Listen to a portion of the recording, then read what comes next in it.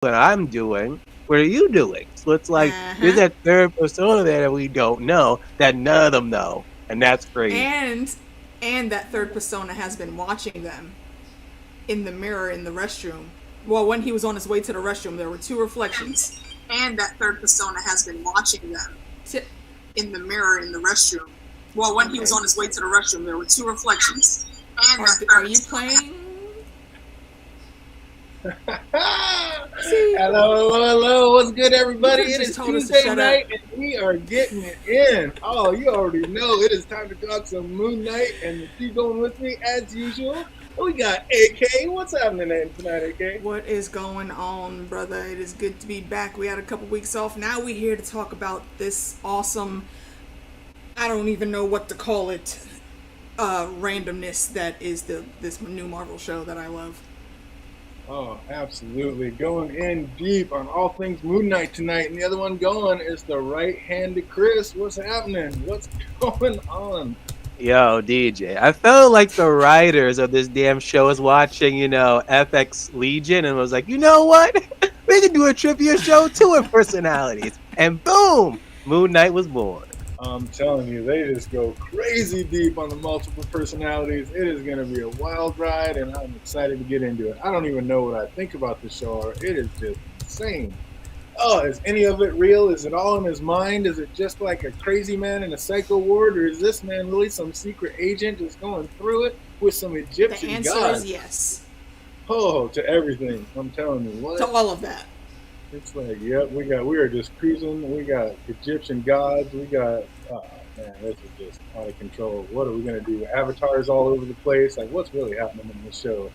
And Disney has changed. Like, we're starting right off with a man like shattering glass in a ritual, then pouring it into his shoes, and like, what kind of sadomasochist shit is this? Like, what's going on with this show, Phantom?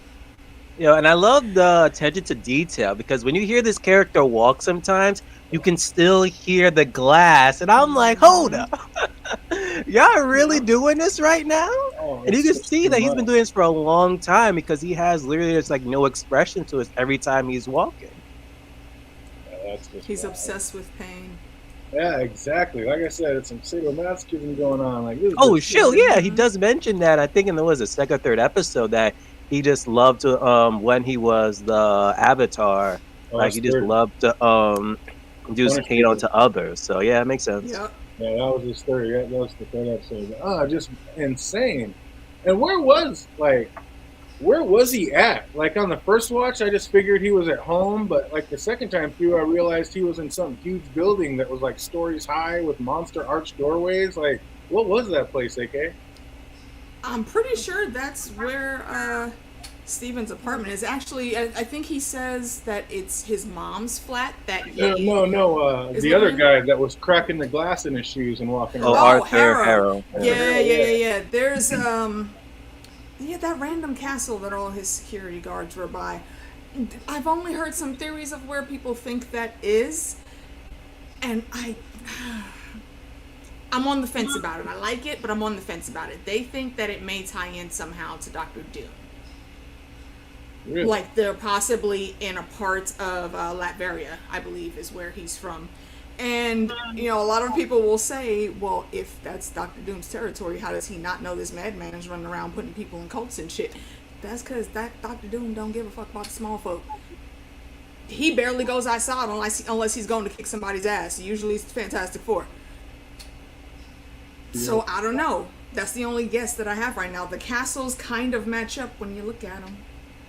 I like that. I like his Doctor Doom's castle. It has to be some kind of castle because like those archways are huge. The ceilings are ridiculous. Like it's got to be some kind of castle. That's why it made me ask. I'm like, where exactly are they?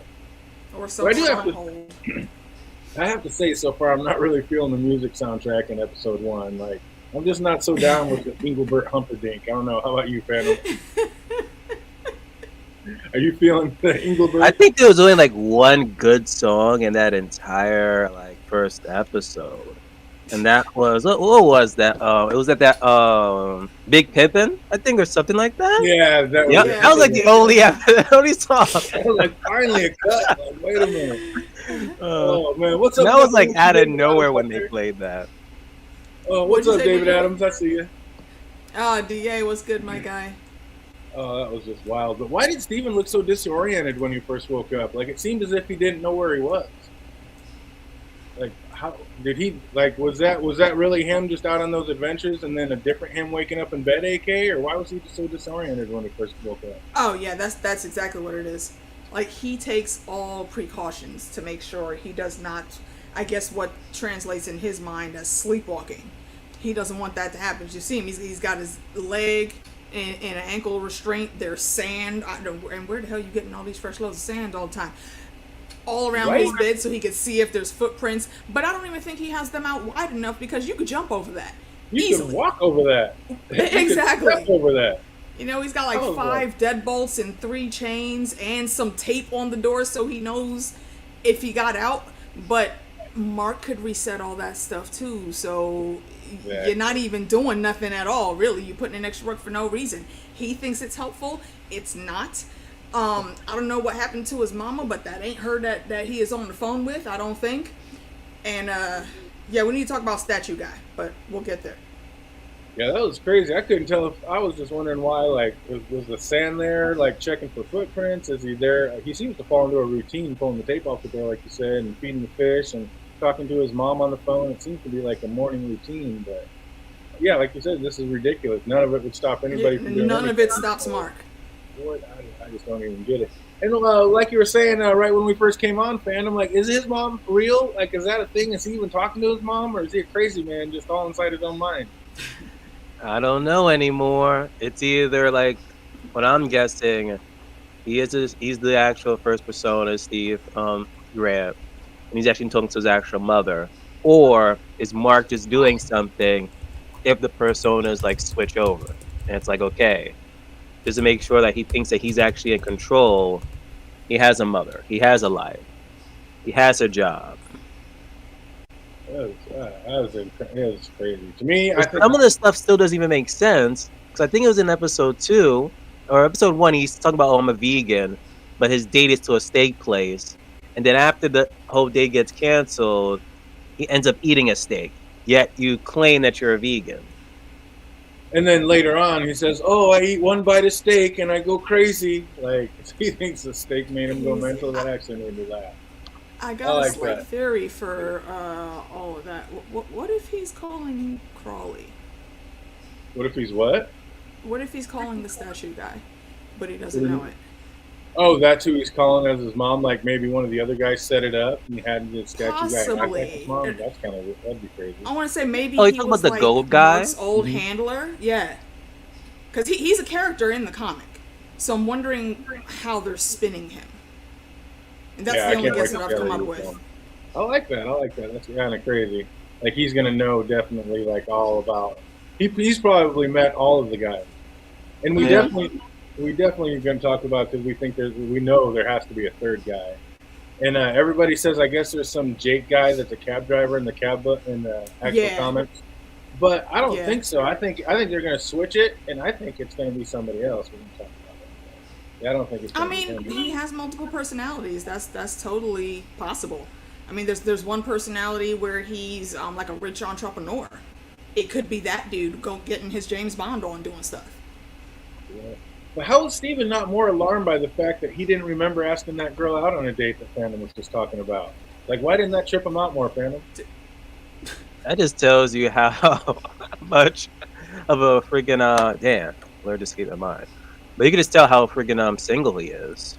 And it's like he doesn't get any action for like an ages. For all we know, he's like, wait, I actually asked you out. We got date plans. He's just I so mean, happy not to have even it. that, Like, but did you look at her? Dylan's sexy. Mm-hmm. I would have played of right course. along with that shit too. absolutely. Like, are we I'm going to just get like, steaks, girl? Yeah, I will meet you there at 8. Matter of fact, I'll come get you at 7. And they work in the same place, and he seems like a loser there. Like the security guards call him Scotty. I forgot what Donna calls him. Like no one's calling him by his actual name. Like, and yet he landed that date on her. Like the confidence he must have had, but at the same time, Exactly. he doesn't reeks of confidence at all. and that's how we know On that the there's real tip, definitely though, a third one. She might also just like nerds. I mean, at his bare bones, Steven is a nerd. That's absolutely it could be. That is true. Oh, but not asking. That's just crazy. But why would his boss not want him to be a tour guide? He seems extremely knowledgeable about everything. Like, why And wouldn't she she want him? seems too pressed. I think she got a crush on him, so she wanted to keep him in her sights and her sights alone. That's why she was low key throwing shade and talking shit when she found out about the date.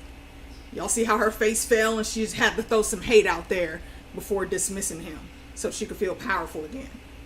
Or she can just be jealous because he's more knowledgeable than her. Because remember when he was talking about, oh, certain Egyptian gods are like missing from this poster in Crab Machine, like she herself didn't know. So it's like, it Well, could be that. is she in charge of that part though? Seems like she was in charge of like the whole museum, but even then, it's like you can be in charge of a museum, but not I mean, know. possibly. Yeah. I don't know. I didn't get the gist that she was in charge of that element. I think that, like when she said that you're never going to make that, he probably would have needed a recommendation from her to transfer departments. And she's not going to give that.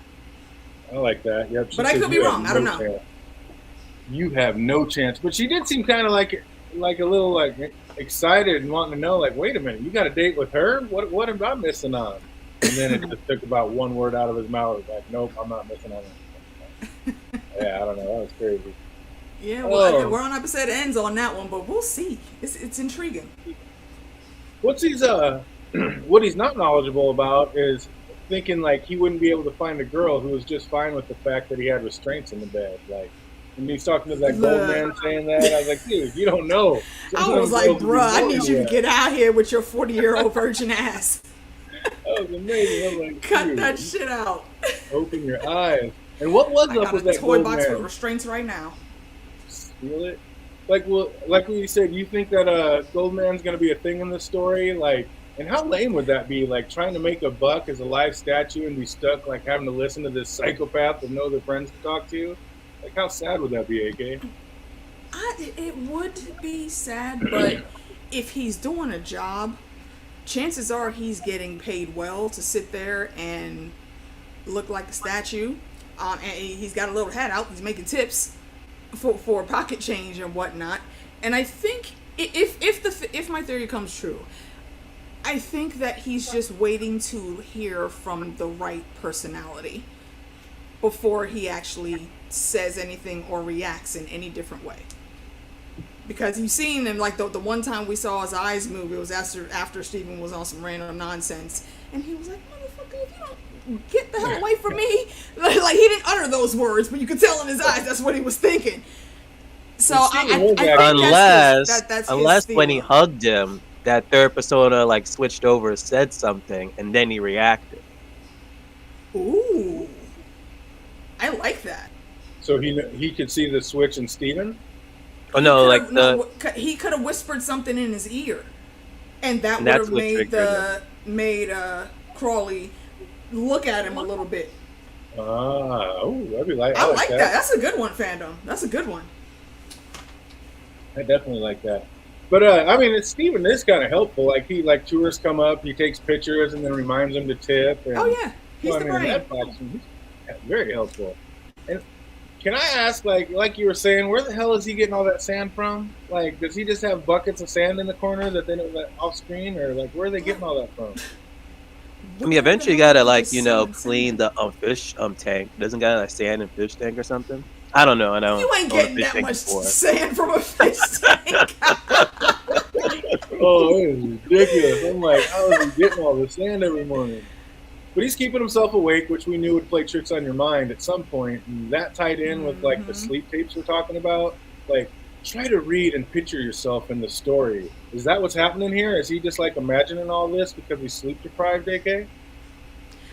That is a possibility. Well, I would say for Steven, yeah, it's a possibility. But the way things are going, and bro, you're waking up with your jaw dislocated and you have to pop it back into place. People have chased you. You've been shot at. You almost got thrown off a cliff by some logs, Final Destination style. Or you dreamed it and you tripped over something and dislocated your jaw. Yeah, see, that's what he wanted to think until shit started getting real again, and he found out, oh, fuck, that was not a dream. Well, was that a dream or a memory or real time when he woke up in that field and then ran to the village? I think that was real time because that's what threw his days off. That's why he was 2 days late for his date. Once Mark jumped out, Steven came in. Steven's last memory ended on Thursday. You feel, is that what happened, Phantom? Yeah, most likely. Because again, that time skip happened. Mm-hmm. He was pretty smooth about being evasive and like blending in as a museum worker real quick. Like he's got some skills, but when he was running away and just kind of stuck in there. But what kind of crazy like Minority Report shit was that going on with the Cane of Judgment? Like killing people off for things they haven't even done yet. That poor old lady. I was like, damn, were you feeling bad for her, Phantom? Of course, and it kind of reminded me of that Marvel story. When what was it? Maybe AK can help me out. And Civil War 2, where it's like, didn't they like come up with something that can kind of predict someone's like future crimes and arrest them? And they were kind of like against that whole thing. And then it was pretty much like another civil war was happening between like Captain Marvel and Iron Man. It was sort of similar to that. I'm trying to rethink. I vaguely remember that. One big thing I do remember is when the Skrulls got involved. It was our girl Black Widow that said, "Okay, if you want to find them, because Skrulls are very great at mimicking, just like shoot them in the shoulder or something. If they bleed green, we go get them. If they bleed red, all right, we'll leave you alone." Mm-hmm. Shooting. What's up, Jake? I see you out there. But that was messed up. But even like in episode 3, they even expand on that. And he's like, well, what if it's a baby, And in the future, it could like end up doing something bad. You're going to like start killing children. He's like, right. Oh, you have to. Right, like, right. And they don't even care about that. Like everybody's face was like, so, and like y'all talking about killing kids. Yeah, that was awesome that they brought that part of it up. But then security tells Harrow that there was a problem with the exchange, and he instantly bellows something, I'm guessing was an Egyptian, and everyone took a quick knee. And I'm guessing he said, like, bow to Ahmed or something. So we see that, like, these are straight zealots and loyal servants of Ahmed, and we see that this man basically has a loyal army of fingers. So that's going to be a problem. And how did Harrow know who Steven was? Like, later he said the name Steven gave him was an alias and was, like, shocked to find out it was true, so... How did he know him or not? Like he acted like he knew him. Steven. He calls him mercenary. Yeah. So how did he know that? I think he knew Mark probably because they've been dealing with each other for a while. I'm sure this isn't the first mission that Mark has gone on to try to take something from him. Well, Mark's a merc, so he would recognize his face. I'm wondering why he's still alive. It seems like Mark would have killed him if he was a true mercenary. If they've had dealings before. If he had a chance to. Because my understanding is that in the past, at one point, I think, what's his name? Harrow had the scarab, but then Mark took it. And since in that file, it said that Mark was a mercenary. So the moment he first see him, he was like, oh, mercenary.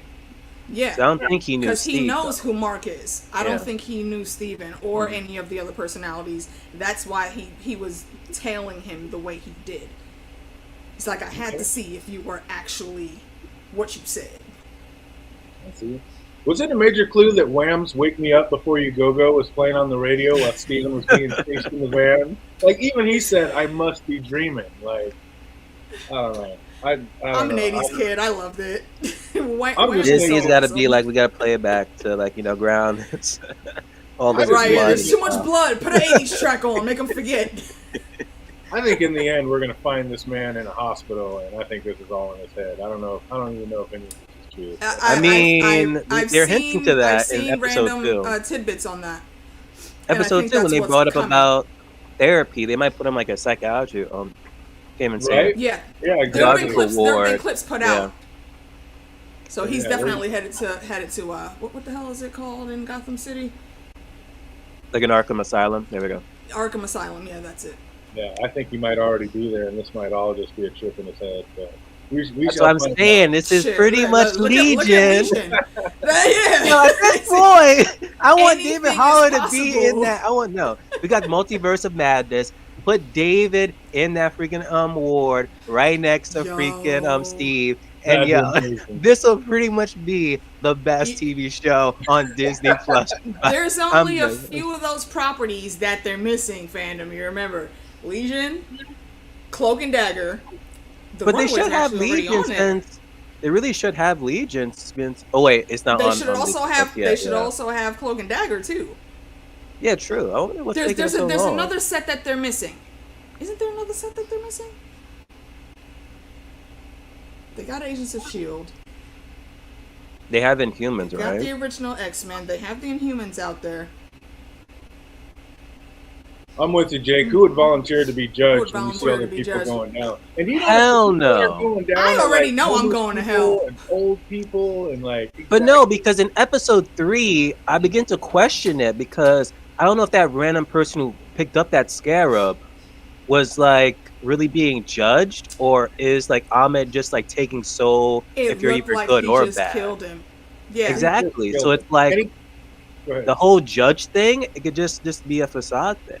Yeah, exactly. Because he True, came out, true, yeah. he's a liar. Because he walked up to him saying, "I can give you food, I can give you shelter. Like, just give me that. I can't give you that, but come with me and I'll hook you up." And then killed him. So he's just a lying murderer at this point, Arthur Harrow. Yeah. He's using the artifacts, and I keep thinking about Indiana Jones. It belongs in a museum. So he's using that to, spin this lie. And that cane is actually very, very interesting because it has the colors of the Power Stone. And I think that's going to end up being a connection. It could be. When I saw Alright, that yo, color, I'm CBA, like, thanks for coming through, brother. You know we aren't you. Easy. when I saw that color, I'm thinking of Agnes. Because it's Purple. purplish. That I'm like, too. hold up. So That I'm like, too. Purple where's his and powers red, really well, no. being drawn from? Like Jake said, I Yeah. mean, that cane is basically like throw the witch in the river, and if they drown, it's not a witch. Like, Yeah. Pretty much. that's exactly it.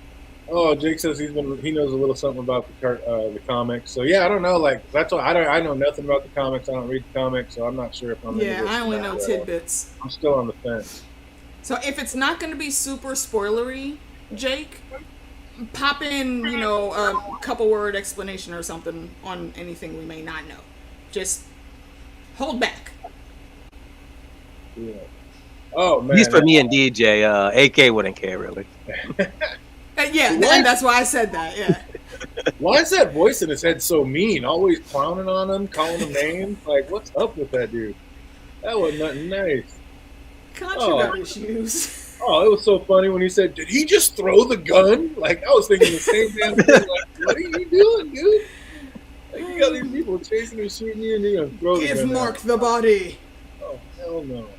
And why would the van just like turn off in the middle of the chase like that, and then those logs come rolling just right on time? I'm like, that's exactly how dreams work. I'm like, this man is dreaming on. I don't know. I mean, like, is it though?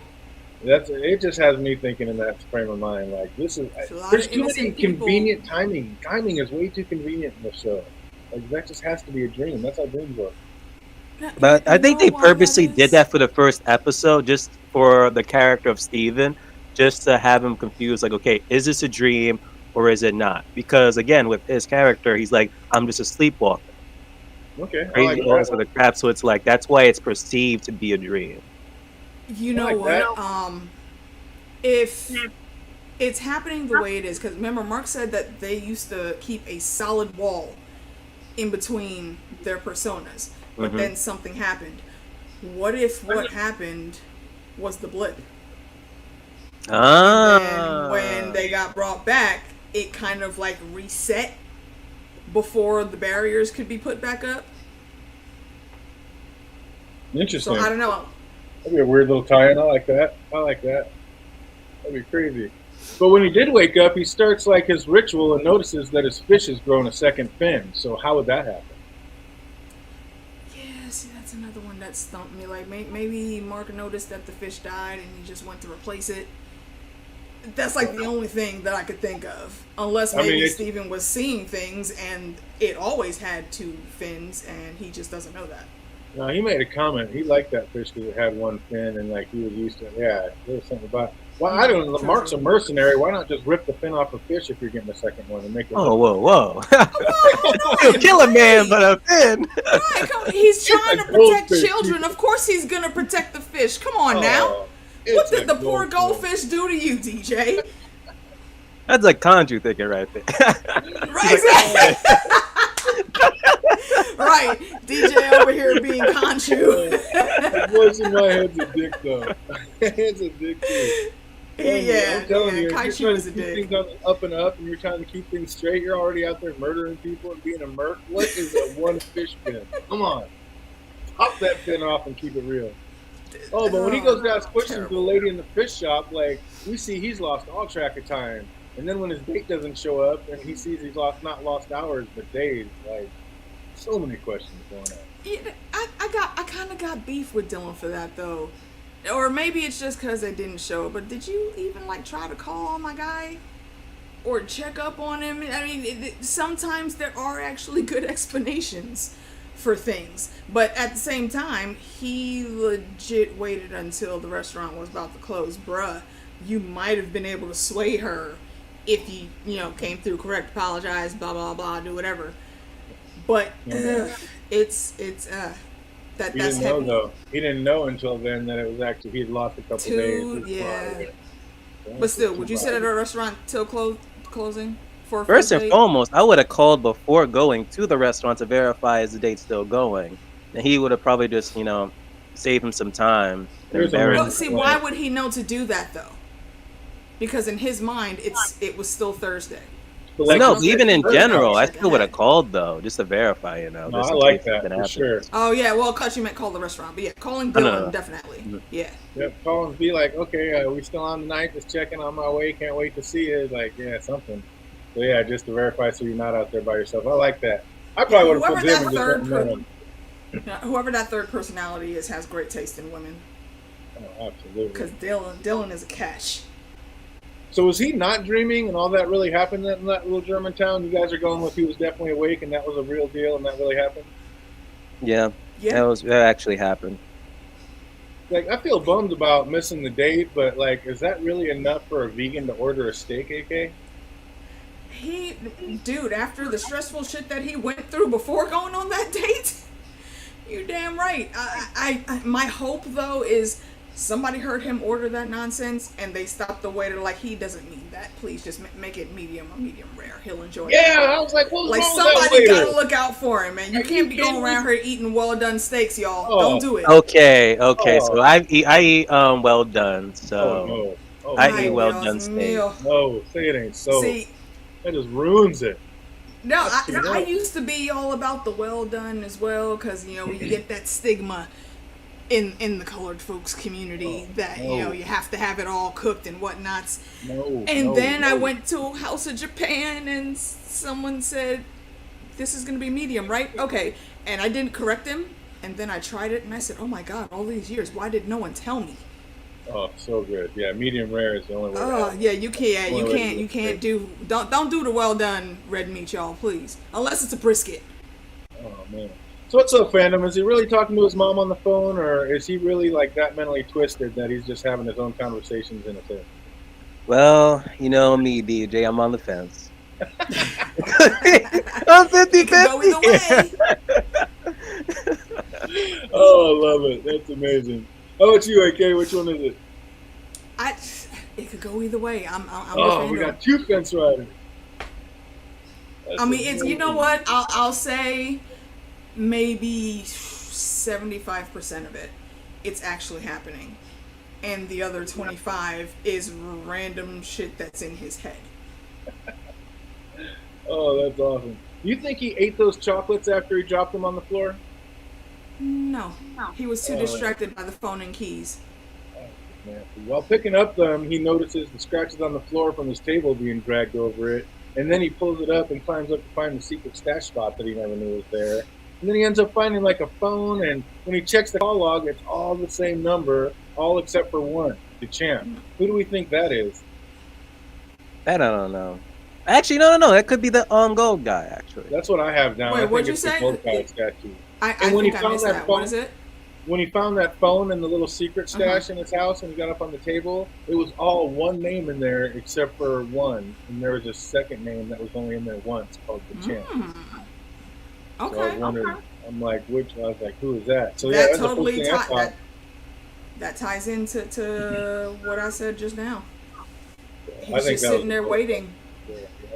And while looking at the phone, the one name repeatedly on there calls, and he answers, and she calls him Mark, and also asks like about his weird accent. So is he really pulling a fake accent through all this? Which we find out later he actually is. This is my first watch. I was like, God dang. But how creeped out would you be if you looked in a mirror and all of a sudden your silhouette starts shaking its head at you like you done messed up now? Like then books start flying off the shelves, all Ghostbuster style. I'd have been out of that house. I see. Yeah, Gone. I don't do that. No, the Mm-mm. the first inkling I get that my reflection made a move that I didn't initiate. Nah, they could have this whole damn apartment. I'm gone. Right? I'm not even We ain't stopping to playing the pack. I'll take poltergeist my game. oxygen tank for long term and go right to my auntie's house. Nope, No. not today. You ain't getting me. Oh, you trying to play that poltergeist game, Phantom? Hell no, I've seen too Phantom's many West horror Indian. movies. He ain't doing that shit Too either. many. Nah, it's too many good Jumbie I and Dumpy like my stories in our Funkos, culture. but they can have them. I'd be Nope. out even without the Funkos. Gone. Believe that. This is Oh, their hell apartment no. now. You go ahead and have it. Right? Oh, that's amazing. And then he goes from freaking out on the elevator to freaking out on the bus and on his way to work. And did you notice that when Steven was telling the museum guard not to let anyone in, that the guard said, I have to take this call, it's my mom? So I'm wondering if that happens a lot, and so Steven's kind of intertwined that info with his own story of talking to his mom. Okay, that's some tinfoil I could gather. And then he notices Here a for man that sitting one. on a bench that was on the bus with him, and as he walks toward him, Harold pops out from behind a pillar. And when Steven asks the guard for help, he sees the guard as part of Harold's crew as well, as rest of the people in the museum. So you think everybody on that bus was a follower of Ahmet? Not just No. after like the first episode. At this point, you don't know who the hell is a freaking follower. Right? Because every so often, it's like this person's a follower, that person's a follower. It's like you can't trust anyone. At one point, I didn't know if I could trust Layla. Right? No, it's I mean, yo, ridiculous. can you trust Layla though? She a little sketchy too. We don't know. And then Harold grabs Steven's hand to judge him, but he can't because for there is chaos in Steven. And when Steven tries to leave for the night, he hears like a yowl from what I'm guessing is a hound from hell, and he seems to be like the only one that can hear it. So like, fandom, knowing all we know with what's going on down so far, like, are you walking towards the noise that you hear in the middle of the night in that creepy ass museum? Like he's walking Hell towards no. it, talking about here, boy, here. I was like, what? Oh my gosh, I don't know what's up with Steve, man. I know he's sleep deprived, but still. I'm not walking towards that noise in the middle of the night in that dark ass museum. You got to be crazy. And that's the thing. Unless it's a CNI dog or some type of service dog, there's never gonna be a damn pet in the museum. What are you doing going to look for it? Oh, hell After no. the shit that you already saw and you're trying to hide already, you gonna go looking for the danger. That noise. Bruh. That noise specifically. I'm like, nope. Fuck that. I'm going the other way. And then he looks into that glass and walks off, but the reflection stayed there. I'm like, this ain't nothing normal. It's something going on. That's what we were touching on in the beginning. There were two reflections there, Exactly, and I not do just believe one. that signifies that we're gonna get another personality. That was our first clue for sure. And did you notice when he stopped, like he was behind that half face statue, and then when he spun around, almost like showing like the different personalities swirling around in his head? I thought that was pretty good photography. That was real cool. And then finally, the thing he's looking for finds him, and it's not exactly looking to be a pet. Like I don't know how Steven had time to pull over a shelf to slow it down, but he did not take the time to close the door. And I'm like, I don't know, you can't even run away right. Like, that may have worked a little better if he shut the door on him instead of just pulling a couple carpets over. I was like, come on, man. But then he remembers how doors work and closes the next one on him, and it's going to bust through, but at least it bought him a little bit of time. And then that voice returns, Steven, I can save us. And did you notice, like, the runes on the wall start flickering when he was talking, when they were talking to each other? Like, they had all the Egyptian symbols. I think it was until he actually got Steven to semi-focus. All of the reflections disappeared except for Mark. So I think that was our clue that the switch was about to happen. That's pretty sick. And Steven, having no other choice, decides to let Mark take over and try to save them both. And the monster bursts through the door, but it's too late. And Steven has not only let Mark the Merc take over, but has gone a step further, and he ain't nothing nice. It's like that hound from hell went from the hunter to the hunted real quick. was all trying to get away and run out. You're right. No, He tried Moon to Knight, prove, was like, oh shit, this was a oh, hell mistake. no. I should have never listened to Master. Right? Moon Knight wasn't having none of it. He was like, "Oh, you wanted this? You got it. Now take all of it." Moon Knight was wiping the floors with that thing.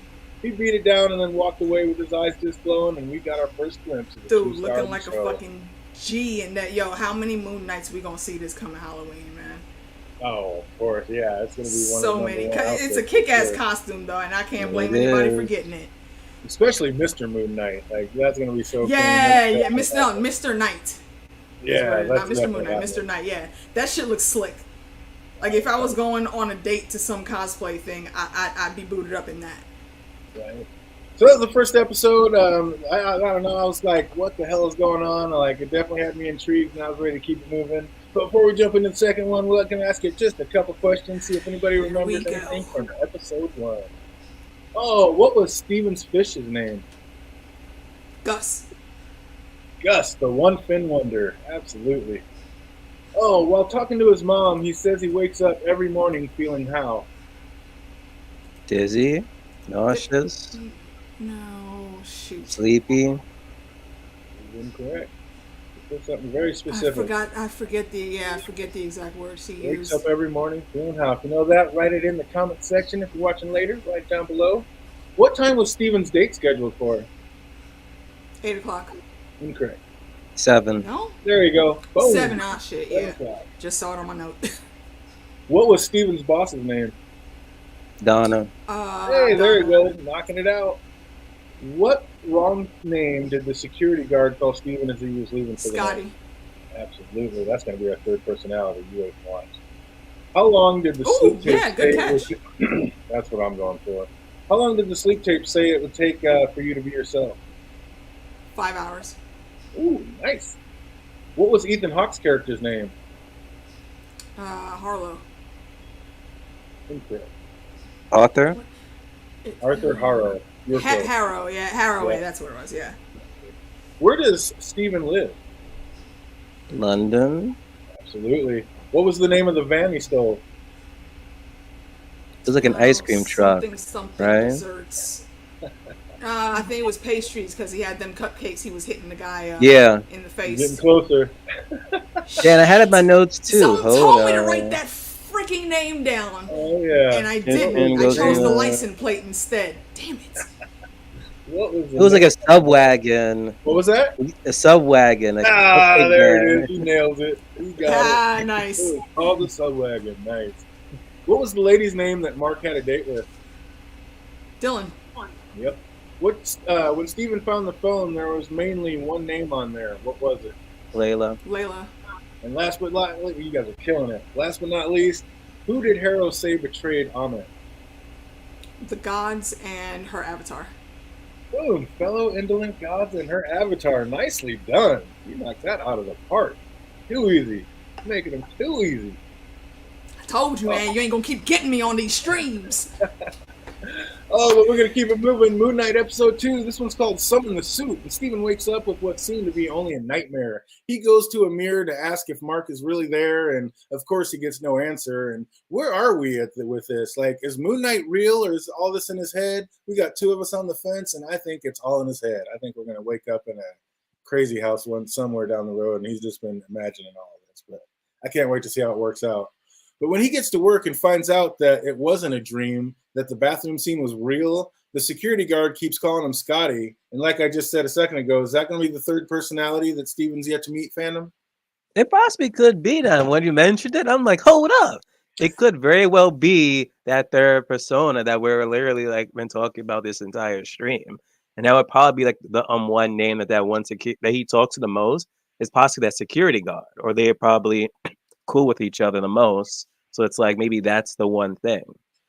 And maybe the security guard even knows that he has multiple personalities. And so when like Steven's there, he just ignores him because he's a nerd. But when Scotty's there, he's like, oh, Scotty, my bro. Like, that's my dog.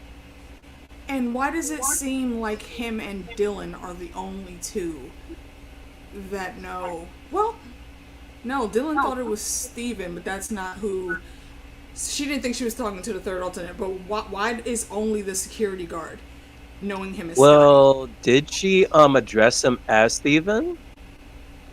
Yeah, I don't think she ever said the name Steven at No, all. she didn't say the name, but he was surprised for her to be asking him about that date. So it wasn't him or Mark that made the date. It was whoever the third personality is. Maybe, like I said, maybe the security guard's the only person there who actually talks to him like a friend sometimes, so he kind of knows what's going on. Like I said, he's Possible. only friends with one of them, but at least he talks to him. Like nobody else talks to him. He Mm-hmm. has to go outside and talk to a gold statue because he ain't got no other friends. But nah, they're best friends though. Why couldn't he delete the evidence the moment he tells him to review the tape? I didn't say best friend. I just said his No, only that's friend. because homeboy ain't trying to lose his job, man. Right? He got bills to pay too. Oh man. J. Crew says it's all happening. He's a superhero. This is the MCU, not the Twilight Zone. So he believes it's all real and it's going down. I mean, Yeah, there's Legion wait. and a lot of stuff we thought was real. And That's Legion, bruh. it wasn't. Legion was like watching. Don't spoil it. I haven't seen the on first crack. season yet.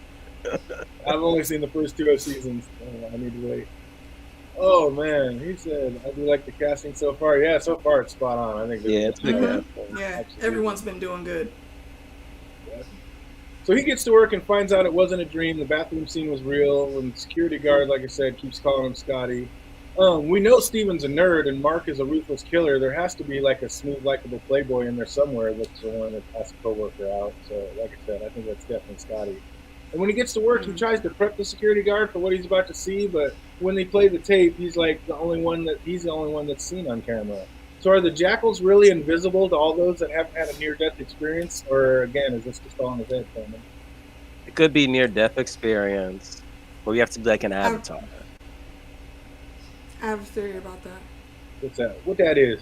Well, kind of just an educated guess, actually. The Percy Jackson books by Rick Riordan. When he connected the Egyptian pantheon to them, the characters that were in that book had to become avatars of the gods that they were trying to save. So I don't know what exactly the wibbly wobbly timey wimey stuff is with the Egyptian pantheon, but it's like their gods can't necessarily come through to the regular world completely. Like they have to stay in spiritual form in some sort. And I think the same thing is playing out here. That's why they're avatars and it's like they're being possessed. But no one can really see what's happening unless they're involved in what's happening. It's kind of how the mist works in the first Percy Jackson book too. It covers everything else from the regular humans. Right. Yeah, I like that. How creepy was that storage unit in that place? Like all dark when the lights click on, and then they're all loud and creepy sounding. Like I don't know, I would not be keeping my stuff in a place like that. That was just too I've much. been in those places maybe twice, and every time it creeps me out.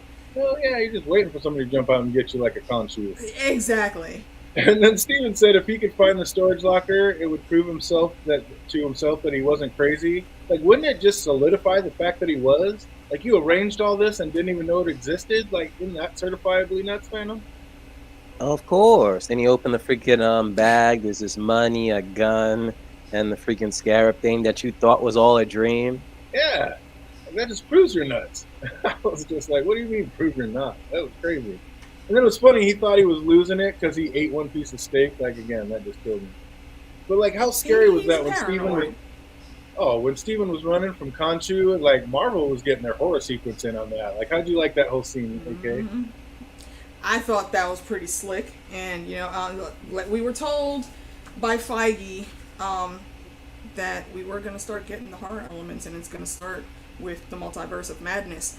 And now Disney Plus is just tying in more to the story for our B characters again that probably will be shown on screen on big screen at some point.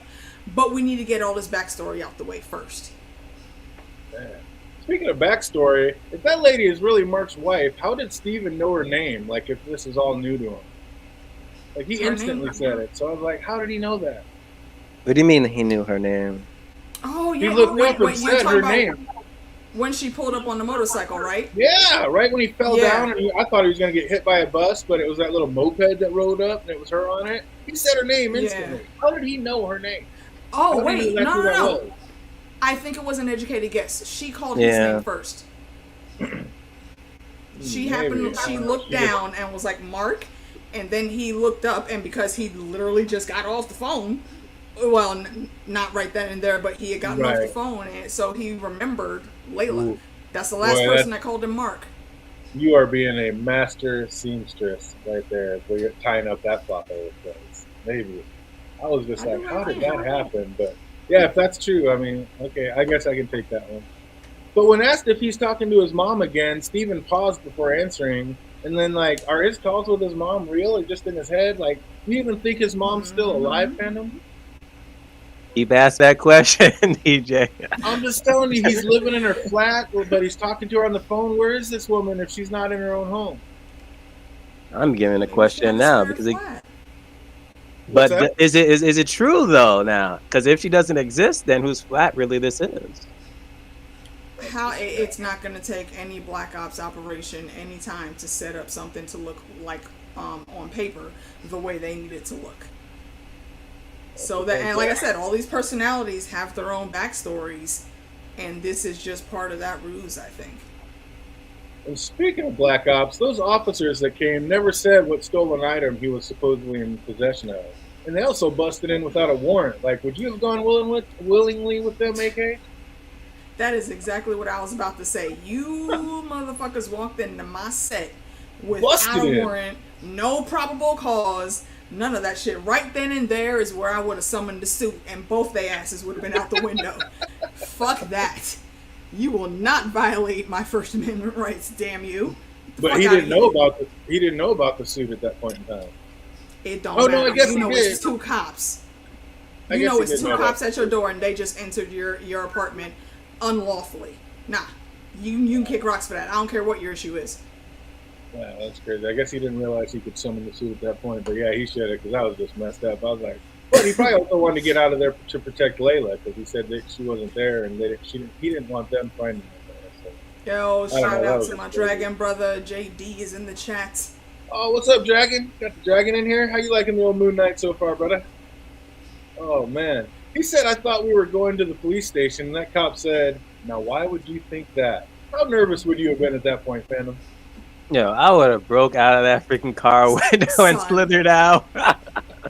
Like, I'm not sticking around to find out. Let me go. I might be wrong for saying it, but bro, you're a person of color. You should have been paying attention a whole lot more to where they were taking you. You knew damn well from the scenery they were not taking you to no police station. That is when you tuck and roll or you bust out the window, something. But you do not just sit there like a chump. This is why Khonshu keeps calling his dumbass the Worm. It takes you too long to put shit together. Oh, and then we get Harold walk Steven through his little cult community and makes it look like an okay place until Steven exposes the cult mentality as they just like justify killing anybody, like while innocent, even kids for the evil they may do later. Like everyone does some sort of evil at some point. So with that line of thinking, wouldn't everyone eventually just be dead and killed off? There'd be no one left but the god. This is the what if situation all over again with freaking Ultron. Yeah, exactly. So it's like it's just a whole ridiculous mentality to have in the first place. It's just a cult mentality. And then Harold also says that all Khonshu can actually do is make the wind blow. So if that's true, why is Mark so scared of Khonshu's threat of making his wife his next avatar if there's nothing he can really do like that? What's up with that, Phantom? As I could tell, he's still in love with her, even though she like showed Steven divorce papers. I'm like, hold up, divorce papers. But now you kind of see like why, because he does not want Khonshu to have her as like the next avatar. But if Harold says that all Khonshu can do is make the wind blow, then how, as long as she's not dead and brought to him unwillingly, how could he even make her the next avatar? Nah. He can probably manipulate some ways for it to happen. It's the same way it's the same way he made Mark an avatar. Well, I think we're going to find out that Mark got killed by somebody later. I think the same person that killed his Khonshu brought him back. Dad. Yeah. So I think he was dead and just got taken there, and Khonshu had a dead body to do with what he wanted. If you have a live person that's not, still has free will, I don't think he could take her. I don't think he'd have that kind of power. I think he was all the way dead or very nearly to it.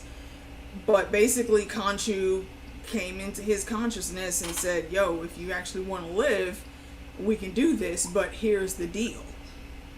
Right. So This because reminds me of God of all War. those other avatars, they had to be contacted by the gods to be their avatars also. So there's guessing some they're way all that dead. they can affect that at least. I'm guessing all Doing those big people things, were dead. yeah, doing big things, I guess, isn't possible. But like I said, Rick Riordan could explain it way better than me. But it's something with the Egyptian pantheon to where they can't physically be in our plane anymore. Yeah. I don't remember why. That's why I think somebody has to be like on a near-death experience for them to be taken over as an avatar. I don't think free will. Yeah. I don't think you can just do it for anybody. I might be wrong. I'll give you that. Like I said, I don't know the comics. I'm not sure. JD says he's curious about the third personality we saw in that last episode. Yeah, I think that's going to be Scotty. That's what I was saying. I think that's going to be Scotty that they keep talking about. You know what? That I think you're spot on with that one, DJ. Because I remember some interview that George R.R. Martin did, to where he was talking about how you can tell or put an important puzzle piece into any given situation. It's like if something, let's say, like, you know, the 4 pages of the feast, if that's long and drawn out, you probably don't need to pay attention to that too much. But if you hear one phrase or this one person against all odds is doing this thing, pay attention to that one person. And the security guard is the only guy that calls him Scotty. So yeah, that's a thing. Yeah, I think so too. Absolutely. I haven't heard anybody talk about that. But I'm positive in my mind that who that third person is. I'm with that. I'm with that. And speaking of, his wife is a boss. Like, she saved his ass twice, and every time she's on screen, like, she's saving his ass. So maybe she should be the next Avatar. She does mention like they had like multiple fights like alongside each other, so it's like she's like, no, I'm damsel in distress. She gets down throwing them hands. We've already seen that. And I know Steven doesn't want to give the body back over to a murderer, but just like in the Lou, this seems to be like one of those life or death situations, and now he has his wife's life to protect as well. So doesn't this seem like a pretty good time to let Mark in just maybe one more game? Bruh. Seriously, Steven. My guy. What? You literally sat in this bathroom. This man said he could save you. You know there's some wonky shit going on in your brain, okay, and you're afraid. I get that. But you're literally about to fucking die. Yeah. Let the man that can handle that shit come in and handle it. You sitting over here talking about, no, I don't want to be in prison, blah, blah, blah. Dude, do you want to die? Right? Like which one of these situations would you really rather have? Once wifey's begging you to do it, it's probably the right thing to do. Just go on. Exactly. Even she knew. Oh, for sure. Was Steven really fighting anything but himself out there? Like, was that Jackal real or just his mind playing tricks on him, Phantom? Nah, it was real, but she just could not see it. And even in the again, it just solidifies what happened in the beginning of the episode when they were like reviewing the tapes, even cameras and naked eye that can't. For some people, they just cannot see like those creatures or whatever from the Egyptian side at all.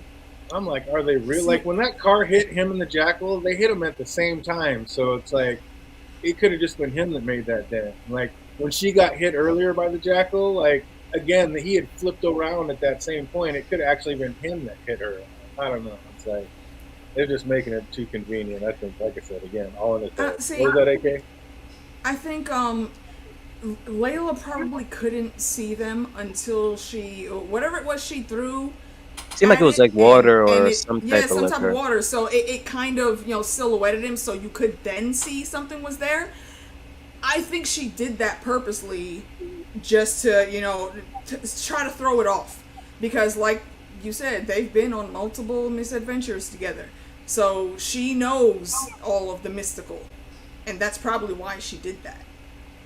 I like that. And it did seem like it had knocked a few people over there where it landed when it got hit with that car. So, and it did seem to crack that window of that one car when it was chasing Moon Knight. So, man, that's the one point I'm just like Phantom. I'm on that fence.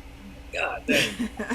They were just putting so many clues on both sides of it, just trying to rip Moon Knight. Mm-hmm.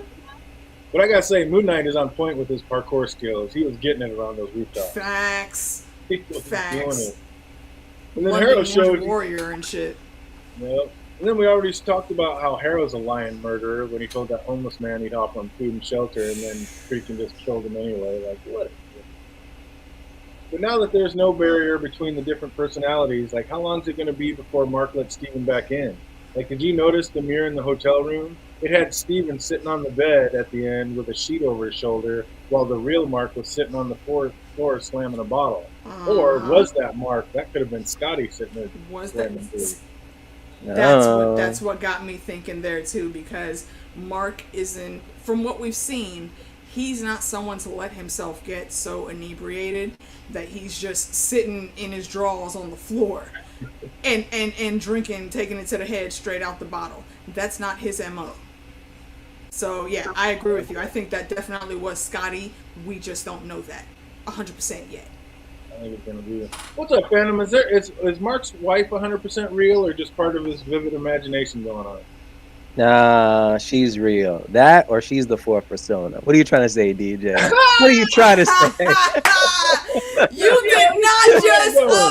did not just up tinfoil, DJ. What the fuck? Oh, dude, I served that one up on the plate, silver platter. Oh style. shit, yo, take a knee, my guy. I'm about to knight your ass on that shit. I'm telling you, serve it up like a softball. I'm thinking Right? Conchu might not be real. Conchu might just be another personality. It's all real, I think his wife might be a personality. I think, like I said, this is all just going on inside of there. Bro, I will Just bet call you him money. David Holler and dub him Legion at this point. Right? That's what I'm saying. Like, if she's real, then it must all be real because she knows about the suit and everything else. Like, how would she know about his suit?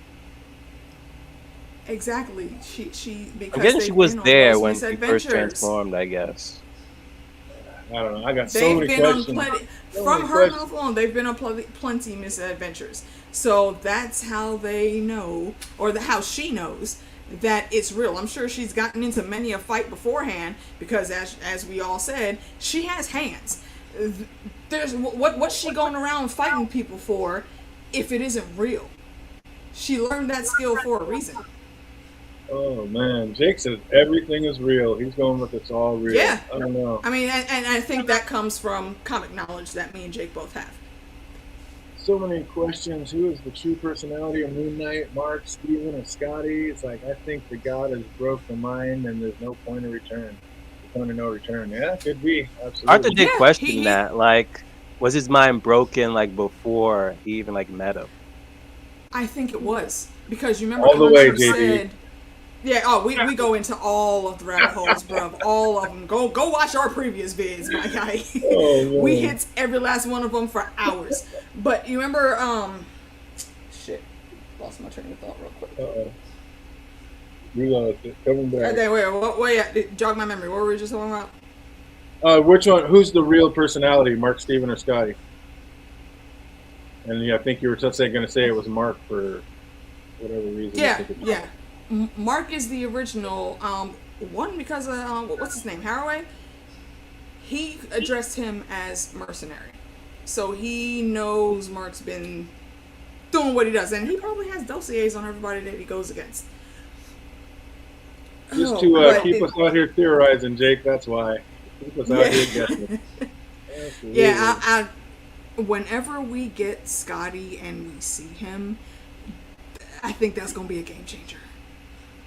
Yeah, I can't wait to meet Scotty, or once they figure out Scotty. Because why is the barrier pulled down between Mark and Steven, but they still neither one of them know about Scotty? But I think when they went in, they had everything set and shored up, and whatever happened to Mark scrambled his brain, and that's why we have these other personalities. But I don't think it was just the mission he was on. It happened way before that.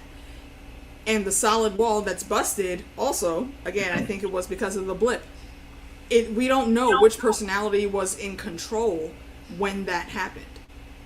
So that's a powerful enough thing to break whatever mental barriers you have. Absolutely. That's for sure. Yeah, I think Mark was definitely the original person. And I mean, it could be a fake passport, but we see that the name on the passport is actually Mark. So maybe that's the original. That's one way to go. And speaking But of, is that a real passport though? Because in the third episode, Right. You see some chicken That's creating true, like it could've fake been forged. passports. Exactly. It could have been forged. That's facts. You're right. We're gonna figure it out. And speaking of figuring it out, we got a little trivia. If you know these answers, right in the comment Damn it, section. trivia. If not, put it down below. What was on Mark's passport? Speaking of, what year did it say he was born? Yeah, 73. Incorrect. 75. Another answer right in the comments down below. What state did it say he was born in? Chicago. Chicago is not a state. Yes, that's a city, Illinois. There you go. Bringing it back. What's Mark's wife's name? Layla. Layla. There you go. What was the officer's name that came for Steven in his flat? What Damn was it, her I name? knew I should have rewound and put that as those down. Shit. They talk about it a few times, and they're also. I know, and I thought about it, but then I just said, you know what? I don't feel like typing that. Damn What it. were the officers' names that came for Steven in his flat? I lightweight want to say Hazel and Cha-Cha, just for the hell of it. That will be a sick crossover, man. Oh. Let's see, anybody in the chat got it? Anybody in the chat?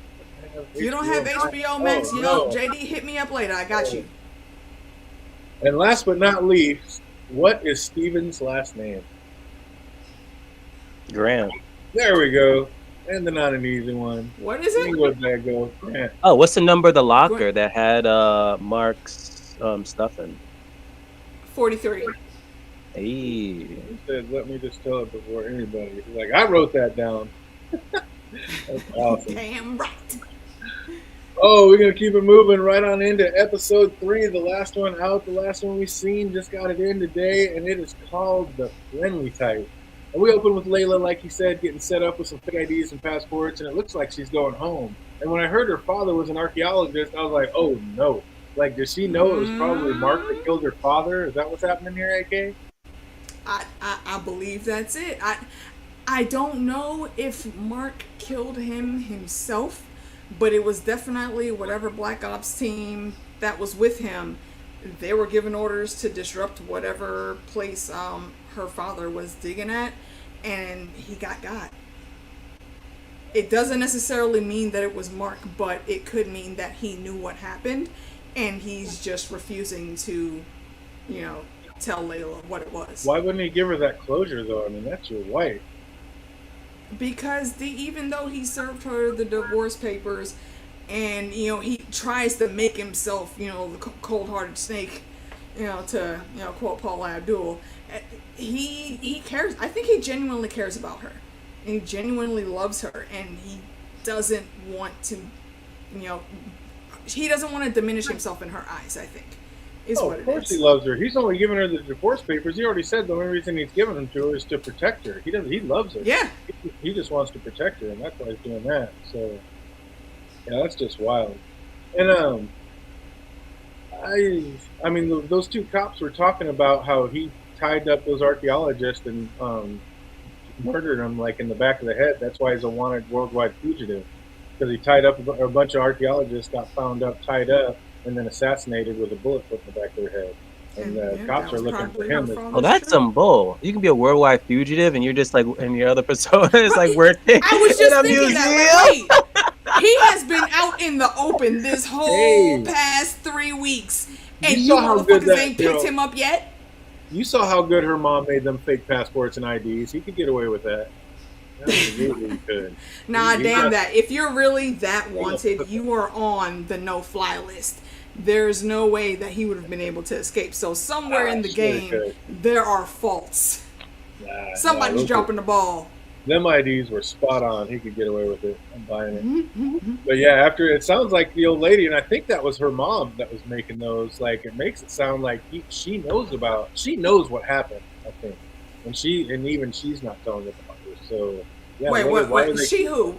Who are you talking about? The lady who was making those. The lady who was making the passports. I think that was Layla's mom. I'm not 100%, but I think that was her mom. I thought it was just a friend of her father's. Could be. She never said mom. I don't know. That's not the vibe that I got. I think that lady definitely helped train her on the espionage, awesome faceless man that she is. But I don't think that's her mom. Yeah, I agree. She would have I mean, mentioned that was like her but we gonna mom in that see. scene. Right, and it would have been, at least a hug, a kiss on the cheek when she left. I, even though it seemed, you could tell that they were close, and it's implied that she helped train Layla on like the technicals of the Black Ops and whatnots. I don't think she did that because that's her mom. They give her I don't know. marshmallows. In my head, it doesn't fit. Yeah. What'd you say, Phantom? Yeah, go ahead, They Phantom. give her marshmallows though. Or were they marshmallows? I don't know. Couldn't tell. Okay, She yo, knew, them kids you used to babysit. Do you remember what their favorite snacks were?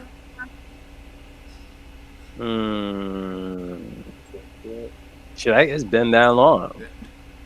I mean, cause for me and my tiny humans, yeah, I absolutely remember the good stuff that they I don't know. liked. So that's probably what she was doing. I have to look it up, but I swear I was looking up something and it said that was her mom. Because I didn't think so the first watch either. But then when I was looking up somebody else's name, I swear it said that was her mom. So yeah, I'm not sure. I have to look up on that. We'll talk about that. The subtitles does the subtitles does tell what's the name of that character, so you can always cross reference it. Yeah. I was looking up something. Yeah. I'll have to check that out. But Harold's using a scarab to find out where the Tomb of Ahmed is. He seems to be real close, and Mark is hot on the trail, but keeps running into speed bumps. And one of those speed bumps is another personality, because Steven said it wasn't him killing all these fools. So again, was that Scotty out there taking people out? Facts. Most likely.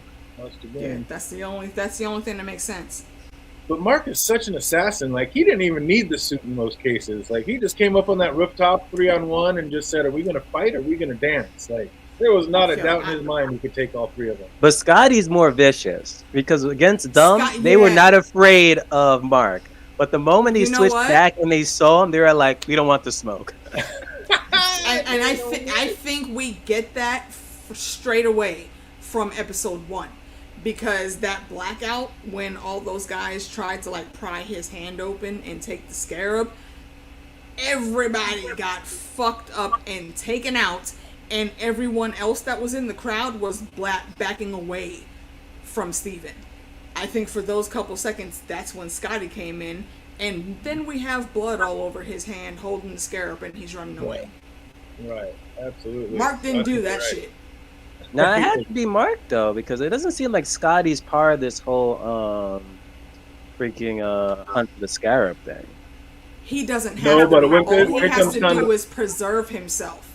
And protecting Steven or Mark, protecting Steven or Mark without caring about what the consequences could be makes you a very deadly person, and that's why Scotty stepped in right there. Yeah, I think Scotty's the one who turned into Moon Knight and whooped that jacket back. I don't think that was either one of them. I think that was him, because when he came out and looked into that camera and he looked at him, he's like, "That's not me." And I don't think that was Mark. Which suit? When he came out, and then when they first showed him before he got fired from the museum, and he's like telling that security guard, "Brace yourself for what you're about to see." When he came walking out, like, he's like, "That's you, mate." He's like, "That's not me." I think that was Scotty. When he looked into the camera all mean, thuggy like, that was Scotty. That was definitely Scotty. Could be, but and then Mark broke in after he locked himself in the restroom. Interesting. I'm here for that theory as well. I think when he did it. So Steven's gonna get them both killed, though. The way he keeps distracting Mark when he's fighting, like, dude, you gotta quit messing with me. I'm busy here. Like, that is stupid. But when he got out of that cab and said it wasn't me, I think that was another clue to us that there was a third personality switching in and out. Absolutely, I think that was Mark saying that, not Steven. And yeah, I think basically that was what. Even I just noticed, like in the credits, his face splits into 3 instead of into 2. Yeah, also, exactly. Like, we have been shown 3s the whole time, and the biggest one I think where we saw it was with Orion's belt, and that was at the end with the constellation chart when they had to rewind the sky. So that to me sold it. The biggest one for me is when he stopped in the museum and then he started walking, and then the other 2 reflections stayed there. The other 2 were that looking was showing right there. Like, okay, there's 3 of these guys. Like, that right there let us know. But then Mark wakes up with a knife in his hand saying, "Steven, what'd you do?" But of course he swears it wasn't him, which again confirms we definitely have a third one in there. And with And all the first of all, why important, would he think Steven did that shit? yeah, Because exactly. again, it's only like Steven two is the personas. nerd of the group. He'll fight if he absolutely has to, but usually he doesn't have a choice in the matter. What was that, Phantom? Yeah, I was saying the same things. I agree. Like of all things, like even when he was fighting the Jackal, like it wasn't like he was like able to like defeat the Jackal. Like he's able to like freaking beat all three of these guys. So like questioning like why would he ask him? Yeah, exactly. Like he's not the fighter of the bunch, that's for sure. And with all the informants dead, Khonshu has to resort to a desperation move that risks the wrath of the gods, and it works. It gets an audience with them. But how sweet would that be to have like some magical portal open so you could just walk into like one of the Great Pyramids? Like that would be so sweet. Would you do it, Phantom? Yeah, if I was a nerd like Steve, and you were able to go inside like the infamous Pyramid of Giza. That'd be tight. Would you do it, AK, or would you be like, oh hell no, I ain't Yo, walking in there? now I think I would have to assess the situation and do my research first. If by chance there were any curses or booby traps set up, I need to know where they are so I can disarm them and go about my merry way. Other than that, I am Evie fucking McConnell, and I am going to research all of the shit and take all of the notes and pictures and whatnots. And what the hell does she call the Bembridge scholars will be begging for me to be on their board once I'm done. Like having all the stuff they never got to see. I don't know. I would definitely be making sure I had a way back out, and I'm not going to get trapped in there. But that would be. But I would also make sure any artifact I found would actually stay in the possession of Egyptians. I do not believe in shipping all these cool artifacts from around the world off to U.S. museums because I'm not they there. really I'll don't sell belong back to to us. them. I'll be like, you couldn't get in there, but I could. And look at this big old nice tiara gem from the 500s. $200 million. 200 million. See, you should put your pinky up. That's a Dr. Evil type number. Oh, I ain't gonna lie. I was like, dude, I got blessed to get in there. I'm getting paid. Oh. First off, the gods may have been like crocodiles and panthers, but that was definitely a kangaroo court going on. Like, it was rigged from Jump Street. And once again, we see how intelligent Harrow is, as he was ready with all the right words to set Mark off. So, like, also, like, he knew how to put Khonshu on tilt. So he was playing all the games with all the right angles. Like, my man had it done before it started. Yo, from Jump Street. And the reason we know that is when the sky started moving, he looked up and was like, oh, you getting desperate, bruh. Y'all keep digging. Don't forget the work that we're here to do. I'm about to be summoned, but I'm going to be right back. I'll be he back. knew what the fuck was coming. Yep, exactly. He's 3 steps ahead of all the games so far. And then we see that not all the gods are against Khonshu. It seems fairly recently he's been enjoying the melodies of Hathor. It's like, okay, so if they're secretly involved, do you think there's any way that Osiris and Ammit have been having a fling? Like, is that why he was so quick to refute the charges of Mark and Khonshu? No. What do you think about that? And that's only because I know Egyptian mythology. Possibly. I need to know more about Egyptian mythology. But this is, I don't know. They're making their own play on it, I think. This is Marvel. And I think, the way they did that and the way he was so quick to dismiss all that, like, it seems like they should all be a little more worried about this. Like, they have a mitt put in stone. She's not going to be happy if she gets released. She's going to come after all of you, so. Here's the thing, though. Why would they care? Like they said, the people have stopped worshiping them or believing in them or whatever, so they've also turned their back on the world. They should care because they're the ones that put her in stone, and she's going to come back just like Hela and want some answers. Like, that's where the arrogance comes in. Yeah, that's where the arrogance comes in. They think that it doesn't matter whatever he's saying. No, she was put away, and it's done. What's done is done, and you can't prove that this man is trying to do what you say he's trying to do. So now you're fucked. They're about to get God on that one. And then after being outplayed, there's a bunch of them gonna die. It's like another avenue opens up as Hathor reveals a little secret. There's another who knows about the whereabouts of Ammit's tomb. And again, Mark's about to get himself into a situation, and who shows up? Layla to save the day. So she has the info that he's looking for. It's like, again, her timing is just way too convenient. Like, it has to all be in his mind. But, I don't know. We're going to find out. Just always so convenient with that timing, though. I swear she's not real. But together they make their way to the place of the next clue, and Mopar keeps a collection of many supposed lost Egyptian treasures. And it's kind of funny to hear like Mark and Steven argue about giving the body back and forth so he can go in and do it. Like I like that. I like that give and take with him. But finally, Steven relents and shows Mark the clue, and just then Anton's men burst in and hold them at gunpoint, and timed perfectly, and this is when Harold shows up. So again, it's like everything, just too much perfect timing. I know they got to keep the show going, but I don't know. Again, this is how dreams work. I'm just. You think this is all just 100% happening, fandom? Yeah, it's happening 100%.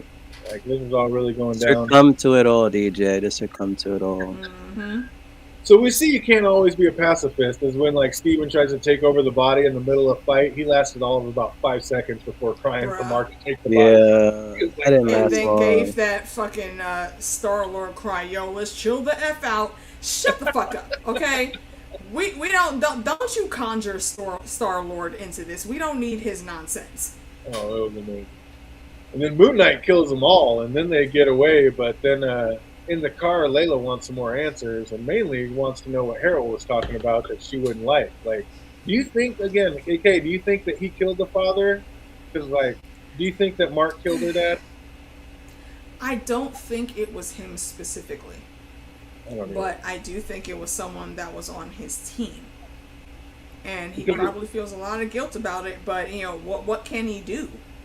He can't. First of all, he's a mercenary. He can't afford to, you know, waste all of his emotions on that one thing. I think he's just compartmentalized it somewhere in the back of his head, and he's moving forward, which is why he wanted to cut those ties with Layla, not only to keep her safe, but just to, you know, get away and have that little bit of closure that he could have. But she don't want to sign the papers, so, you know, what are you going to do? And then out in the desert, he and Layla try to connect the dots, but just can't figure it out. And she says they need Steven. So I like how they make Steven an important part of one of the personalities, not just some nerd. Like, he's actually super useful, and he hates it, but he knows it to be true. So he heads out to the sand. Red Rover. He's like, Red Rover, let Steven take over. And I don't know. Do you think it's really Steven that take over, or do you think that might have been Scotty that stepped in and got that done? Because Layla comes out and looks at him and says, Steven, and he didn't answer for a second, and then he kind of went into his fake American accent. So is that really Steven, or was that the third personality taking over, fandom? Oh my gosh, DJ, I can't watch you this series now.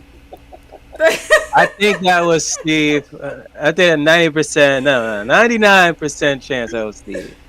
Because now that Scotty knows a bit of Egyptian crap, then it's like, if we get a season 2, like, obviously going to be like, okay, who's Scotty? He could potentially be like the big bad, or just mainly them trying to figure out, okay, how can we contest with Scotty now? If so, at this point, we don't know who the hell we're all going to be dealing with. Are we dealing with Mark? Are we dealing with Steve, or it's actually Scotty? And how good is Scotty? What's his true motives? Kill them all. I don't think Scotty is there to do a whole lot of nefarious things. Yo, shout out Iron Tron. What's good, my guy? Oh, what's up? We got Iron Tron. I think he's just the persona that is going to go in and do what needs to be done, no matter the bloodshed, while Mark and Steven are arguing over the body. He waits for that distraction, and then he just, you know, moves on into the pilot seat, does what he does, and then they both come back like, what the fuck? so like that. Oh, Jake Cruz says, which of the suits has, or which of the personalities has the sharpest Moon Knight uniform? I need to see Scotty. Oh, Mr. Knight. I mean, I don't know. Well, see, okay, hold on. Look at it. Change how our interface comes up on YouTube real quick. Like the wide version of all, like the wide version of all three of us in StreamYard. If you look at the the picture that I have. Oh, okay. For my avatar, if you look at that, there's two other personalities in the background. On one side, it's, you know, Moon Knight, which is Mark. On the other side, it's Mr. Knight, which is Steven. And then there's this guy on screen in the middle right now, and that's gonna be Scotty. There you go. Who literally looks like a freaking faceless man with the damn hood up. I like that. That'd be tight. Yeah, exactly. Because yeah, we got to see that third uniform, and that's when I'm going to know for sure. Mm-hmm. Oh, there's number 3. How do Mark If and it Steven suits the rescue their character, god I'm so they probably can going to be fight? inclined to vote for it. How do Mark and Steven rescue their god so they can fight? Oh yeah, they're going to have Well, to what do definitely. you mean? So Well, the at the end gods of can end of fight on the 3, physical plane? well, in the end of 3, he tells Steven to make sure Mark frees him.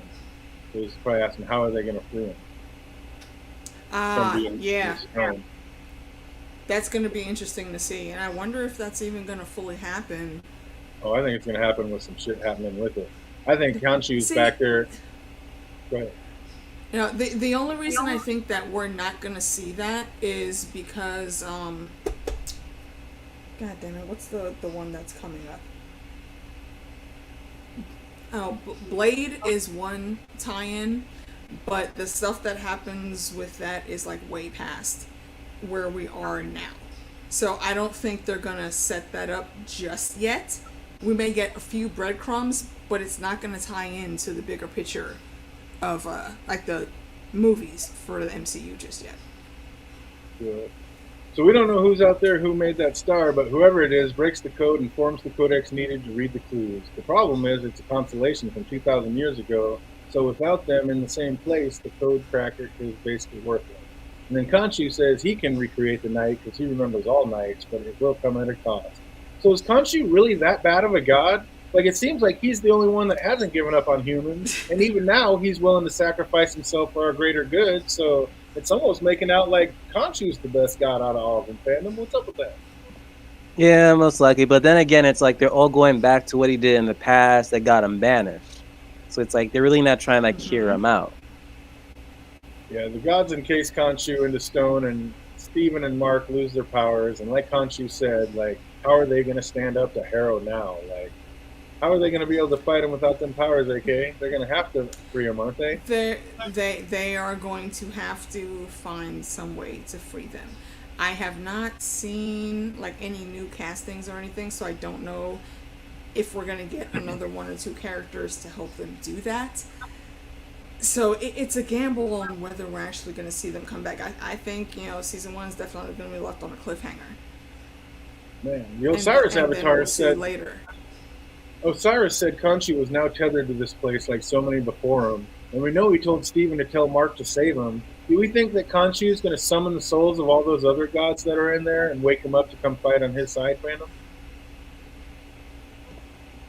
Doubt it. But then again, that other Avatar did say that they were like friends. So, but we know she's gonna pop up next episode and assist.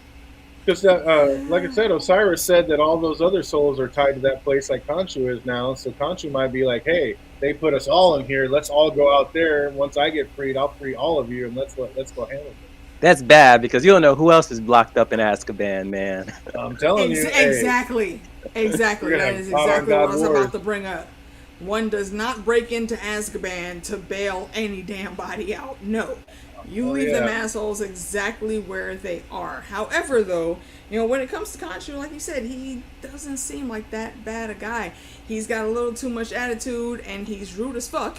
He is not a people person. He does not have those skills, but he does care about what's happening and innocent people dying. Otherwise, he would probably sign on for what Amit was doing too. But he hasn't, and he keeps trying to make a stand, but no one else is listening, even though they're the same ones that imprisoned her in the first place. So you should be worried that someone is looking for her. Exactly. Oh, Slamming out there says the Steven's knowledge of ancient Egypt is going to help Mark free him. Absolutely, that's going to be a deal. Yeah, he's already been doing that. Absolutely. He's going to follow the clues, and he's going to be the one that frees him for sure. Yeah, that's a grumpy old god. Yeah, he is. He's ridiculous. Moon Knight blame it on the boogie. Oh, man. Yeah, it's just getting crazy. But Harold was talking that big ish, counting his chickens before they hatch. Like, it's a little early to be calling victory, isn't it? Like, I think he may have just jinxed himself with that one, fandom. You think he's celebrating a little too early?